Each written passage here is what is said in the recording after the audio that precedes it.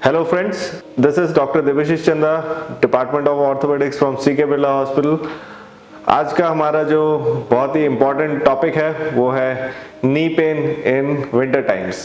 जैसे ही विंटर या ठंड आ जाती है तो सबसे पहली प्रॉब्लम हमारी नी और जॉइंट पेन स्टार्ट हो जाता है। इस वक्त हम सबसे ज़्यादा क्वेरीज जो या प्रॉब्लम्स ओपीडीज में देख रहे हैं पेशेंट्स के साथ वो नी पेन के लिए। तो आज हम इसी के ऊपर कुछ डिटेल डिस्कशन करेंगे। सबसे पहला जो इम्पोर्टेंट चीज़ है कि क्यों विंटर आते ही घुटनों में दर्द स्टार्ट हो जाता है या जोड़ों में दर्द स्टार्ट हो जाता है, उसका जो अगर रीज़न हम ढूंढना शुरू करें तो one of the commonest causes की pre existing disorder. Pre existing मतलब पहले से जो डिसऑर्डर्स प्रेजेंट हैं, जैसे कि cartilage related wear and tear, जो कि गर्मी के टाइम पे हमें इतना ज़्यादा परेशान नहीं कर रहा था मगर ठंड के टाइम पे प्रॉब्लम शुरू कर देता है। क्या है उनके सिम्टम्स, जैसे जो कि गर्मियों के टाइम पे क्लिकिंग साउंड्स आना, कट कट की आवाज़ आना, या रबिंग साउंड, घर घर की आवाज़ जब हम घुटनों के ऊपर अपना हाथ रखें। नंबर 2, बहुत देर बैठ के खड़े होने में, फर्स्ट स्टेप लेने में दिक्कत होना, जिसे हम स्टार्टिंग पेन के नाम से जानते हैं। नंबर 3, यूजुअली कोई दिक्कत नहीं होती है चलने में, बहुत ज़्यादा चल रही है या बहुत ज़्यादा अप डाउन सीढ़ी में कर लिया तो उसमें प्रॉब्लम शुरू हो जाना। ये पहले से प्रेजेंट जिन लोगों को होता है, आमतौर पर देखा गया है कि उन्हीं लोगों में ठंड आने से सबसे पहले नी पेन शुरू हो जाता है। कुछ ऐसी कंडीशंस हैं जैसे कि प्री एग्जिस्टिंग नी इंजरी, घुटनों पे कोई चोट पुरानी लगी हुई हो, और या सोचिए किस तरह की पुरानी कोई छोटी मोटी सर्जरी हुई हो घुटने के ऊपर, तो उन लोगों में भी देखा गया है कि ठंड आते ही, फर्स्ट विंटर सेट होते ही घुटनों में दर्द हो जाना बहुत ही कॉमन है। ठंड के कारण प्रॉब्लम किस लिए क्रिएट होती है जोड़ों में? बहुत ही सिंपल लॉजिक है। जैसे ही ठंड आती है हमारे मसल्स थोड़े कॉन्ट्रैक्ट या स्टिफ होने शुरू हो जाते हैं, जो लुब्रिकेशन है वो सिक्रीशन कम हो जाता है, क्योंकि हीट जो है ब्लड सर्कुलेशन को बढ़ाता है और ठंड जो है ब्लड सर्कुलेशन को कम करता है। जितनी कम सर्कुलेशन होगी उतना कम फ्लूइड सिक्रीशन जॉइंट के अंदर होगा, तो इसीलिए ठंड आते ही नॉर्मल आइस पैक वाला काम हो जाता है, जो कि हम आमतौर पर इन्फ्लेमेशन होने से, इन्फ्लेमेशन को कम करने के लिए पेशेंट को आइस पैक देते हैं। तो ठंड आते ही बेसिकली क्या होता है कि जो mild amount of lubrication secretion हो रहा था वो लुब्रिकेशन सिक्रीट होना बंद हो जाता है, जिसके कारण पेशेंट्स को नी पेन या जॉइंट पेन स्टार्ट हो जाते हैं स्टिफनेस के कारण, प्लस मसल सोरनेस। मसल्स जैसे ठंड आती है सिकुड़ते हैं हम लोग, क्रैम्प करते हैं, उसी तरह से मसल्स टाइट हो जाती हैं। सो ये 2 रीजन है जिसके कारण ठंड आते ही सबसे पहले जिनके प्री एग्जिस्टिंग डिसऑर्डर्स हैं, मतलब कि पहले से कुछ प्रॉब्लम्स है, वो एग्रेवेट हो जाती है। अब इसका सॉल्यूशन क्या है, ये भी एक और बहुत ही इंपॉर्टेंट चीज है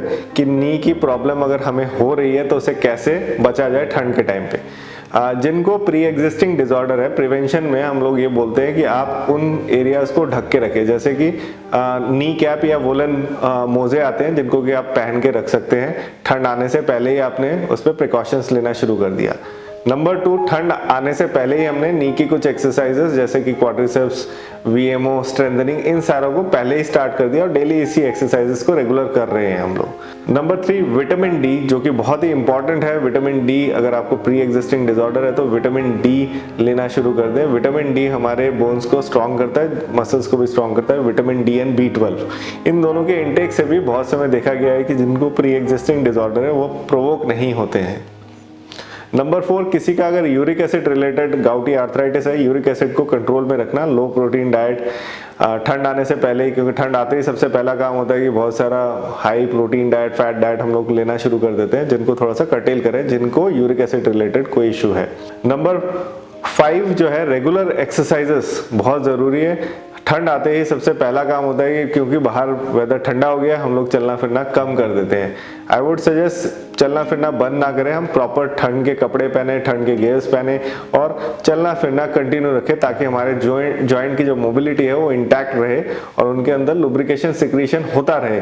तो ये बहुत ही इंपॉर्टेंट चीज़ है, जो कि हमारे इंडियंस में यही लैकिंग होती है कि गर्मी के दिन में आप भीड़ देखोगे बाहर मॉर्निंग वॉक के लिए जा रही है, मगर जैसे ही ठंड आती है तो सबके सब घर के अंदर छुप के बैठ जाते हैं, जिससे प्रॉब्लम्स इनफैक्ट और बढ़ जाती है। लास्ट जो 6th पॉइंट है वो है, क्योंकि हमारा खाना पीना बढ़ जाता है तो हमारा वेट गेन ठंड के टाइम में पॉसिबली बढ़ जाता है। वेट गेन जितना करेंगे उतना ही हमारे घुटनों पे प्रेशर पड़ेगा और घुटनों की प्रॉब्लम्स बढ़ेंगी। ये हो गई प्रिवेंशन की बातें। अब हम बात करते हैं कि कैसे क्योर होम रेमेडीज क्या करें जिनसे कि हम इनसे बच सकते हैं।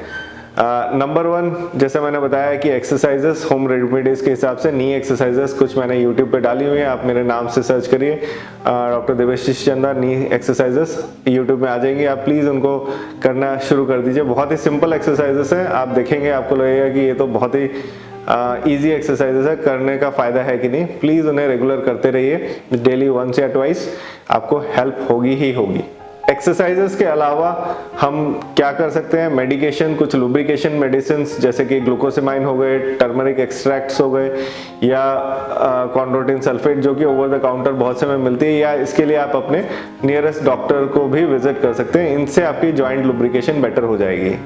नंबर 3 जो मैंने प्रिवेंशन वाली चीज़ें बताई, जैसे ठंड ना लगाएं, रेगुलर एक्सरसाइज, वॉकिंग करें, वेट गेन होने ना दें, और यूरिक एसिड को प्रिवेंशन, अगर आपका यूरिक एसिड ज़्यादा ही चल रहा है तो डॉक्टर से बात करके यूरिक एसिड रिलेटेड मेडिसिन को लेना शुरू कर दें।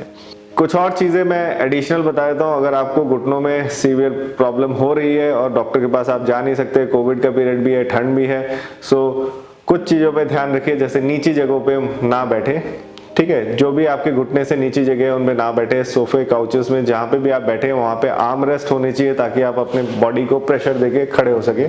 खड़े होने से पहले आप अपने घुटनों को थोड़ा सा चला लीजिए, बहुत ज़रूरी है। इससे क्या होता है, थोड़ा भी अगर फ्लूइड है तो चारों तरफ सर्कुलेट हो जाएगा, आपकी जो फर्स्ट स्टार्टिंग पेन है उसमें काफ़ी छुटकारा मिलेगा। इसके अलावा जो हाई लेवल ऑफ एक्टिविटीज़ हैं, अगर आपको घुटने में प्रॉब्लम है तो प्लीज़ स्टेयरकेस एक्सरसाइज के लिए यूज़ ना करें, चढ़ना या उतरना। अगर बहुत ही ज़रूरी है तो स्लो 1 बाय 1 एक के बाद एक पैर लेके चले। नीचे ज़मीन की एक्टिविटीज, स्क्वाटिंग, क्रॉस लेग, पालती मार के बैठना है, इनको अवॉइड करें।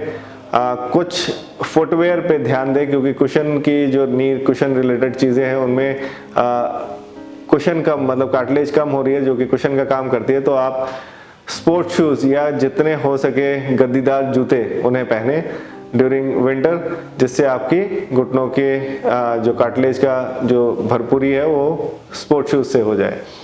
लास्टली, अगर ये परसिस्टेंट पेन है और आपको इसके लिए पेन किलर लेना पड़ रहा है तो प्लीज़ पेन किलर ना लें, एक बार डॉक्टर को ज़रूर दिखा लें, क्योंकि हो सकता है कार्टिलेज के अलावा भी और किसी कारण से घुटनों में दर्द हो रहा हो जो आपका डॉक्टर आपको बेटर बता सकता है। अगर आपको ये नहीं पता है कहाँ जाना है, then I would suggest please come to C K Birla hospital. हम आपकी हेल्प के लिए हमेशा और हमेशा रेडी रहते हैं। Thanks for listening to this video. कोई भी क्वेरी हो तो प्लीज़ पूछिए, हम आपके क्वेरीज का आंसर करेंगे। Thank you.